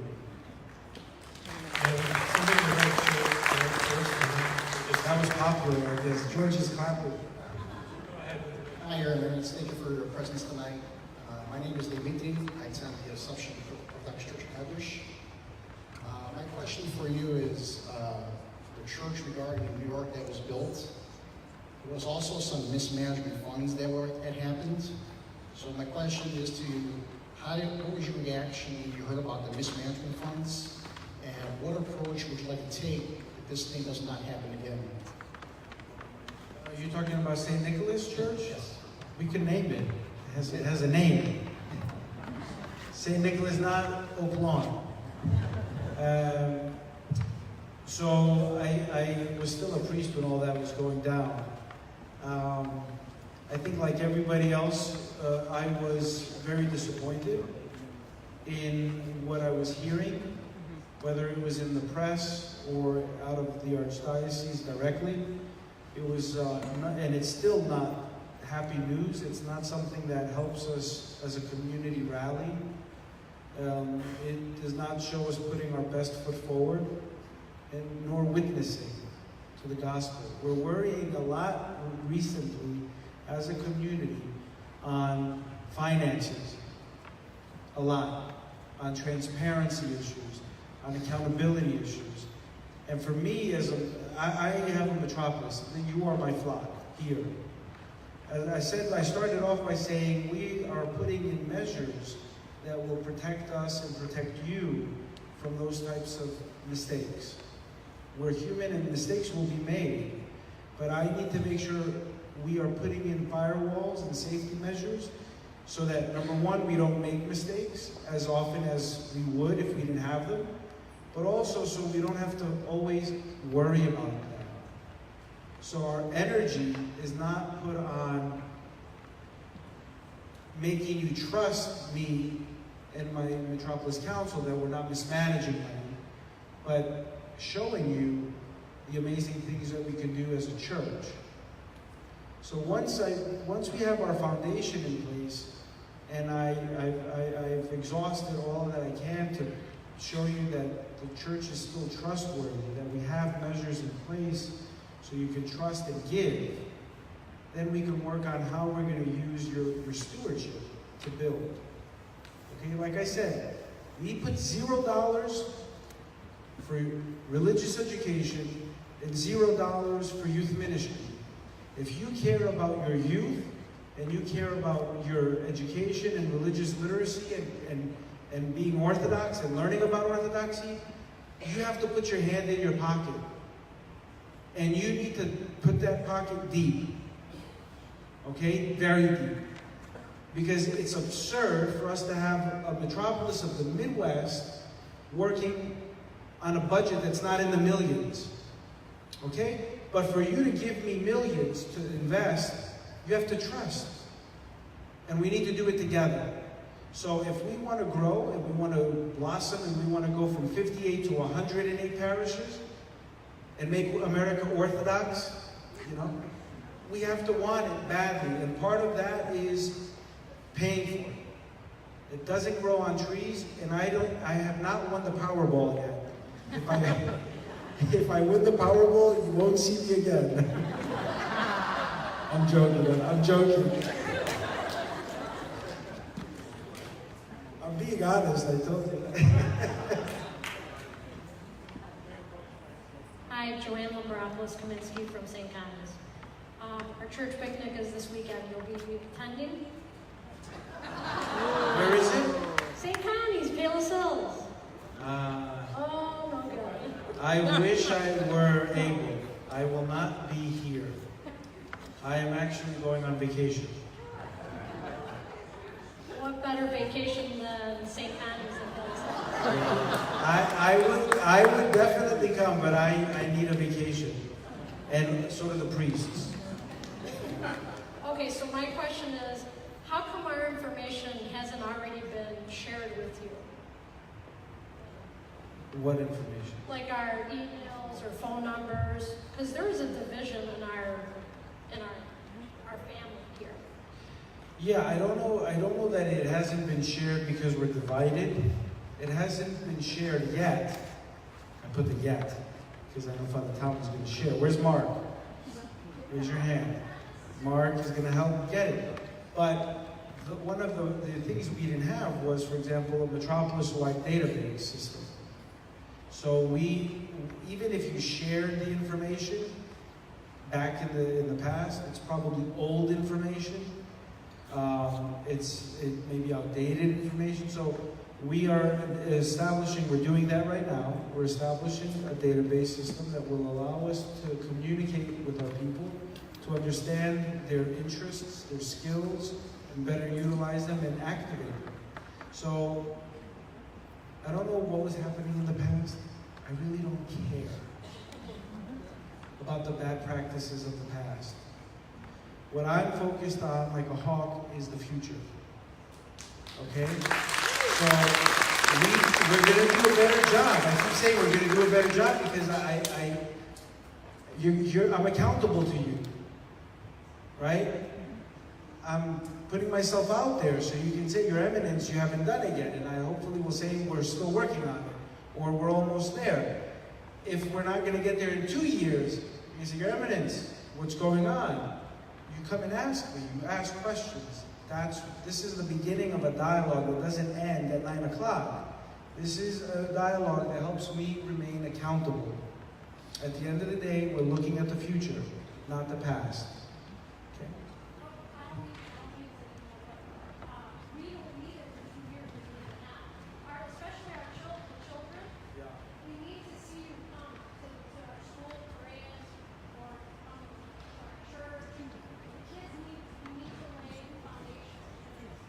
Well, look, I've been to Korea School. I walked through the school. I was at your graduation. I mean, some of the churches invited me. I wasn't able to go. I can't clone myself. So I know we want everything yesterday.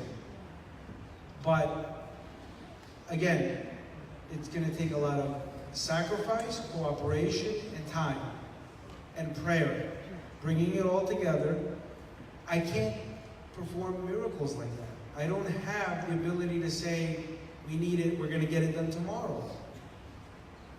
I don't know if people understand the condition of our metropolis. Okay, it's not what people think it is. All right, we are doing a darn good job, I would say, given what we have, and we will get stronger and better with everyone's cooperation and participation. But we can't just, I'm not Thanos, I don't have the glove. I wish I had the glove and just do it, right? But I don't have it. But we have the Holy Spirit, and it will get us to where we need to go. Okay. The gentleman with the mic there. Good evening, Your Eminence. My name is Tom Burchos, St. Nathanael, Palos Hills. In due respect to the people in the front row right over here, they have to move up just like you do. I want to know why, since this metropolis has been a net exporter of priests and trained in the seminary, why we can't import more priests, help them in their mission. They're overworked already. We're expecting a lot of things out of them, and out of you for that matter, okay? We have to have a team together here. Thank you. What's your name? Tom Burchos. So Tom, if I understood you correctly, you said, why have we been exporting priests? We've been exporting them, okay? And not importing them? And not importing, that's correct. So this is an open invitation on Facebook for all the former, or all the kids, the guys from Chicago to come home. That's right. Okay? Yeah. I mean, look, I don't know that we don't have a shortage of priests. Okay, I think we could probably use a few more. Some parishes need associate pastors, right? Some of the parishes could use more help, and there's some that are pressuring me to find them. But I think that there are times when we used to have a lot, and then it dipped, and it goes up, and we'll find the priests. We have to find the right priests too, okay? And every priest has a talent and a gift and can serve in their own way the needs of a particular parish. So I'm open to anyone who wants to come back home to submit something to me, to talk, and when I see an opening and an opportunity, to bring them back. In the meantime, we need to develop our farm system, and that is your parishes. Okay, if you have young men in your parishes, your sons, your grandsons, encourage them if they you hear them say, oh, I'm thinking about going to church. Encourage them to go. I'd like to go to the Goya meeting. Encourage them to go. When they say, I'd like to maybe go to seminary or Hellenica, encourage them. All right? We need a good farm system. As much as we need to import priests, we need to produce them here too. Question back there. Your Eminence, thank you very much for being here this evening with us, and thank you for your vision of the future. Our children are our future, and I think here in my parish, All Saints Greek Orthodox Church in Joliet, we do a fine job with our youth. But within our metropolis, I will say our biggest drop-off is from 18 to about 25. I love your idea about all the churches getting the data to the metropolis. I think we get a bigger database and we have all of us submit our children's emails to you and their ages and build your database so we can reach out to these college children, students, and match them with a community church where their colleges are so they can continue to build their faith in their college years and not say, I'm in college, I don't go to my church anymore, but a church with wherever their college is at, reaches out to that college student to keep them engaged and grow with their faith during this very, very rapid change of their life, to keep them faithful so they come back to our church and build our future as your vision is. Well, thank you. I didn't hear a question, but I think I appreciate the comment about the need to do this, to do a better job of remaining in touch and in contact. Can we get the churches to also not just give you my email or his email or her email, but our children's emails? Well, that you need to give to your church as well. Absolutely. So our need to church share. has that, so we can give you all of that, and all the churches can do that. We can service our Steve? children a lot better. Okay. Yeah, I mean, we need to share information. You know, we've been working in silos. Parishes are kind of more Protestant denominations, unfortunately, in the way they operate. You know, we all kind of keep our information to ourselves because we're afraid someone's going to cannibalize our people. I mean, it hasn't been working, by the way, guys. Right? That hasn't been working. Keeping information from each other does not work. Right? So we might as well try the other option, which is sharing information, open source. Right? Maybe we can do a blockchain. Does anyone do blockchain technology in here? Raise your hand. You do? Maybe that's what we need. We need a blockchain for the metropolis. Bitcoin. No, I don't want Bitcoin. I want blockchain. That's only we do blockchain. I want to talk to you after, okay? Thank you for coming tonight. I mean, I hear about you being everywhere. I don't know about everybody else, but thank you. I'm from Holy Cross and St. Spirita. My question is kind of between cremation and wellness. There's a growing population. They say the fastest growing population right now is 65. And unfortunately, a lot of us around that age are caregivers. I approached you with this question before. Are we going to do anything? We have the Greek American Nursing Home, but I would like something like a respite care or daycare or assisted living center that could be Greek American, simply because as they get older, dementia sets in, their native language comes back.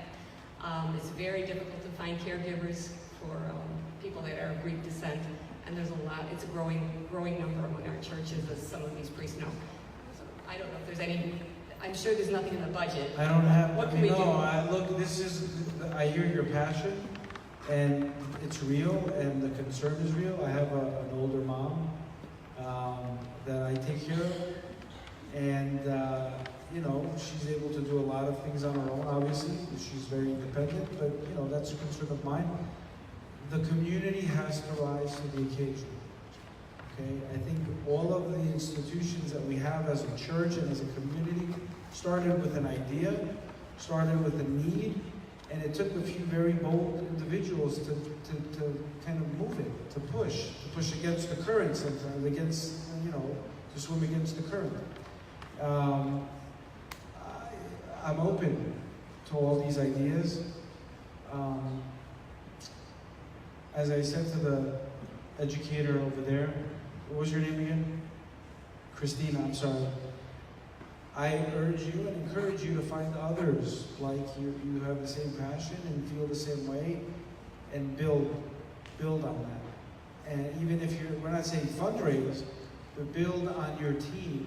Create the group that will then take it to a city or to the metropolis. Like, it's not going to come from me. Not because I don't think it's important, but because I'm one person. Okay? I can only do so much. You can do so much more when you work together. And I will encourage you and support you the best I can. Jim Corbacus. Your Eminence, thank you very much for the evening tonight. It was very informative. I would like, still one question. Right? Yeah. I've been disenchanted with the clergy ladies for years. Because when you go to the clergy lady, I've asked this question I'm going to ask a few times to the previous administration, and we never get an answer. And when you go to the clergy lady, it's instead of bringing up a question, it's this is the way we're going to do it. You can't change anything. So you quit going. You can't. Don't see anything in the. What's the question? Question is any information about health insurance. I want to go into the finances a little bit. Health insurance is killing us. We can get a policy, Cadillac policy from Blue Cross Blue Shield for our priests at a third price of what we're paying for it to the archdiocese. And we're told we can't do it. So is there any hope, maybe, as a diocese, maybe doing something in Metropolis? I'd just like to ask that. And just as a comment, please don't move our priests, as there's a lot of rumors going around since the clergy. Who's your priest? Father Ali Pacos. Oh, he's done already. I sent him his letter. Sorry. Or he actually has it already. It's in his pocket. No. Yeah, I don't know what the rumorville is saying. I don't really care. I know what's in here and here. Okay? And I think my fathers understand that I have their back. Now, in terms of medical insurance and the policy of the Archdiocese, one of the problems we have is that the clergy is one of the highest risk cohort out there. Priests are overworked. They're workaholics themselves. If they're not worked hard enough, they don't eat well. They don't sleep as much. They don't exercise. They don't take care of themselves. Mental health issues. There's a lot of things. If you look at the priests, if you look at each of us, we're not broken spiritually. I know we say we're broken world, we're a fallen world. The priests are broken in more ways than you can imagine. Okay? We have clergy that need to be on that Orthodox health plan because it's very hard for them to get coverage any other way. And so if we start taking priests off, the healthier priests, especially the younger guys, who also exercise more, the cost will skyrocket even more. So I think one of the best solutions, other than, searching for other options, what other group program we can develop, I think is to establish a healthy regimen in our metropolis. When I said I'm going on vacation, I said it on purpose. I could have said I'm going to be away for business. I said I'm going on vacation because I want my priests to hear that. I want you to hear that the Metropolitan rests, that your priests and their wives deserve to rest. They deserve their 5 weeks off when they have it, if they have that amount of time that's due to them. And they should take it. And I get very angry at them when I hear that they don't take their vacation. Okay? Or they work during their vacation. They go to the parish, or they're called by their parish. It's wrong. Our priests need to take care of themselves, and I implore you all, help them help themselves. Help them help themselves. I'm going to come down hard on them very soon when I hear that they don't take their vacation. It's not right. Okay? They need to... You have a boss that tells you to go on vacation, my God. Take it. So I think, we need to, have better eating habits, so we'll talk about that. Exercise and opportunities as a brotherhood to do things, to exercise, to walk, to be, to have physical activity. We need that. We need to encourage each other to do that. Maybe get a Weight Watchers, corporate Weight Watchers. I was on it. It works. Welcome. Thank you so much. My name is Kathy Rubis. I'm a longtime member of St. Nicholas. I was baptized at the original St. Nicholas Church. It's more of a suggestion that I'm going to give you. I live downtown. I'm like 5 blocks away from the cathedral. I can go to St. George, but yet I come all the way here. I have my own reasons why I come here. And I think the survey that you had out there should have addressed that. Why do you go to a certain church? And maybe you want to replicate that reason at all the churches. We've had priests come and go. We've had a lot of different things happen here, but yet I come here for my own reasons. Have you thought about that, or have you ever taken a survey? Yeah, this is what we offered you today was something that you can fill out in about 2 minutes, right? Not to tell us your story or to do this. We will offer, once we capture people's information, right, there will be a follow-up. Everyone here today, if you've given us your information and other information that we gather and collect from the parishes, we will start to send you surveys. We will try to assess. Remember, we said we're doing baselining. So part of that is look at the facts, but then also let's survey a segment of the population in a parish. So we're going to ask the priests at some point, I need you to get me 30 emails of your millennials, 30 emails of people, women aged 30 to 50. And so we're going to survey cohorts and figure out what's going on, okay? And give you an opportunity to tell your story. Today wasn't that. Today was just basically some basic information we're trying to collect. Hey, John? You want to give a sermon? He's good. Hi, Eminence. Hey. I'm John Brandis. I go to St. Nicholas in Oak Lawn, and I also attend Creighton. Being student council president of Creighton, I especially want to know if you have any plans for the metropolis to assist these schools in outreach to the community. Creighton is a place that nurtures their students with an Orthodox Christian faith and family background. And I would like to know if you have any plans for the metropolis to assist schools in trying to have more students raised in an excellent Orthodox Christian educational environment. Also, I'm a youth delegate to the Choir Federation, and we have our choir conference annually in October. We've had to move our dates several times to accommodate the Hellenic Dance Festival, and this year we changed it again, and the date when they always seem to be competing, even though we have moved our dates several times. So who wrote that for you? He writes his own material. The principal writing? Trust me, he writes his own Are material. you the principal also in training? Bravo.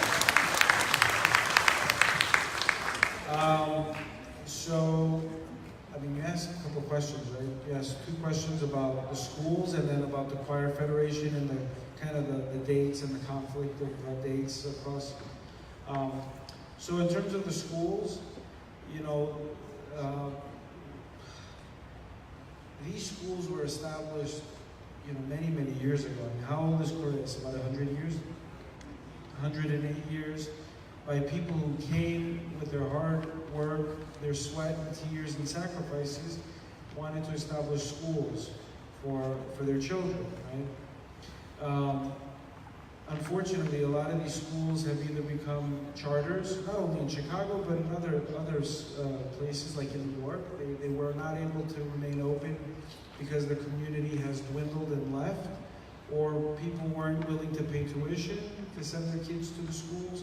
And so they either closed down or turned it over to a charter, and they're operating now with just the name. It's probably very worthwhile and needed for us as a metropolis to go in and study these schools, see what these schools are, how many students they have, what their vision is, what their business plan is. So it's not just how is the metropolis going to offer scholarships, or how is the metropolis going to support the schools, but schools should have a real serious school board, right? If this is a business, it's a business in education, right? These schools need to make sure that they have boards that are functioning, that they have a plan. Now I can help them figure out if their boards are off, if they're struggling. We can help them get board training maybe, help them get fundraising experience and stuff like that. But the answers aren't always going to come from the metropolis. We should not always think that we are the answer guys. All right, I see myself more, again, as a shepherd, helping everyone move a certain direction. I have a stick I can hit, if they don't want to come in a certain direction. But really, to serve as a facilitator, to help people find the solutions, to work together to find better ways of doing things. So the school, 108 years, hopefully it's not operating in the same way it was when it first started, right? Probably isn't. Same thing with our parishes. In terms of the Choir Federation date and the Hellenic Dance Festival, so we as a church need to have calendar planning, session where all of our activities are plotted on the calendar, not in isolation of each other. I mean, I get letters that say, oh, here's our date, or here's the date, and there's a reason behind dates that are chosen by each group, and so we have to do a better job of coordinating that. Now, this year, I think it's on Columbus Day weekend, correct? So we'll figure out a solution and figure out how we avoid conflicts this year and in the future. There are enough days in the year to have all of our activities. So again, I don't have the answer. I'm not the arbitrator. I'm not the judge. I'm happy to call everyone to a room and have them pull out the calendar and say, okay, what do you want? Why do you want that? You want to trade and work it out on your own. Ruth, you have a question? Yes, I do. Your Eminence, it's nice of you to come out this evening. It's my birthday, you can't forget. Okay, don't plan anything on my birthday. If you're talking about the Choir Federation, we've been on the same date for 60 years. I wasn't alive 60 years ago. I was. I have a quick question, or a quick request, I guess, from you. And that is, you've referred to the strategic plan many times, and as a former retired administrator, I want to make a sincere suggestion on a strategic plan for this metropolis. And I'm as serious as it comes, because I've been around a long time.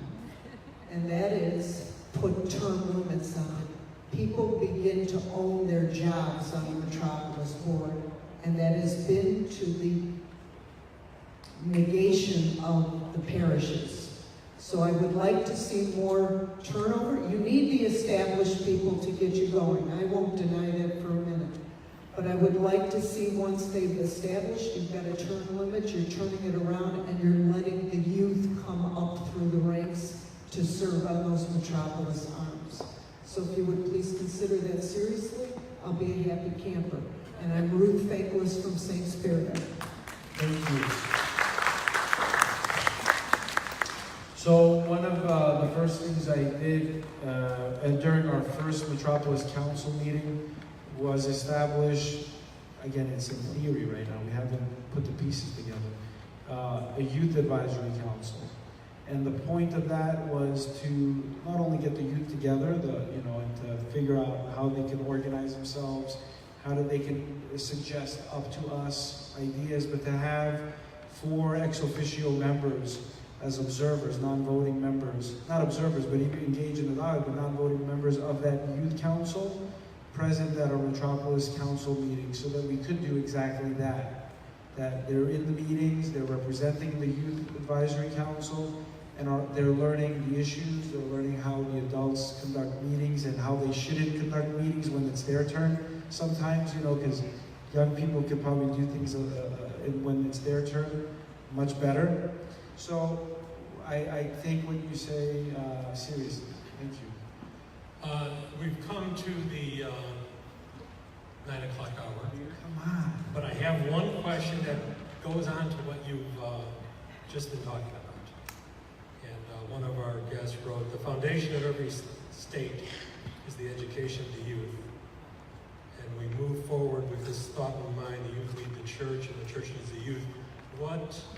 You said you're going to have a youth council. What maybe top 2 priorities do you see in the youth council that you want to see them? I hate when people ask me top 5. I had a priest ask one of your brothers, top 7 priorities. It's like top 7 things. It's all like we're trying to figure out basic things, like not top 7. What your priorities are. Top 2? Top 2. I think I have one priority. Okay, that's good. My priority is to ask the youth what they want. Not to tell them what my priorities are. When I have an advisory council, they're there to advise me, not me to advise them. I'm not the Goya advisor anymore. I'm their father. And as their father, I want to dialogue with them. I want to learn from them. I want to hear them. I want to hear them complain to me. I want to hear them, yell at me. So they will set their priorities. I will ask them, and as long as it's consistent with what we believe as Orthodox, they will set the agenda. That's where I'm starting from. I'm not going in and saying to them, here are your rules, figure it out, now work with these rules. No, they will do it. I think that they could probably do a far better job of setting their priorities than I can right now. So that's where I'm going to begin. And to your question, that person's question, the youth doesn't need the church, and the church doesn't need the youth. The youth is the church. We are the church. Please do not forget that. We are gathered together as church. The church is not an institution. It's not an organization that has bylaws and regulations. It is the body of faithful that come and receive communion and are in communion with Christ and each other. The youth is part of that. So it's not we need each other. The church needs the youth. The youth is the church. Without them, we're missing a vital part of our body. Thank you.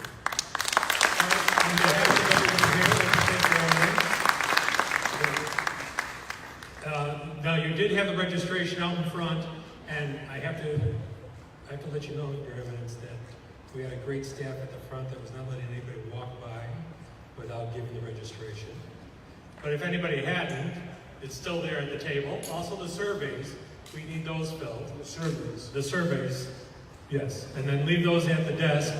And just on a personal note, I have to tell you that when I met your family, I learned a lot about you at your... No, his sisters are wonderful. His mother is a gem. But what I noticed is the men in your family, your cousin George, and your other cousin, I don't remember his name, they smile all the time. And that's what you do all the time. When you first came off a plane, you smiled and you joked around, and I thought, okay, we're in great hands. So thank you, everybody, for your questions, and thank you, everyone, for being here, and thanks for listening. We're going to have a closing prayer, and then remember to fill everything out. We thank you, Christ our God, for you have filled us and brought us together this day. Deprive us not of your heavenly kingdom, but as you came in the midst of your disciples and granted them your peace, come also among us, O Savior, and save us. The grace of our Lord Jesus Christ, the love of God the Father, and the communion of the Holy Spirit be with you all. Amen. Everybody drive safe. Thank you. There are still refreshments if anybody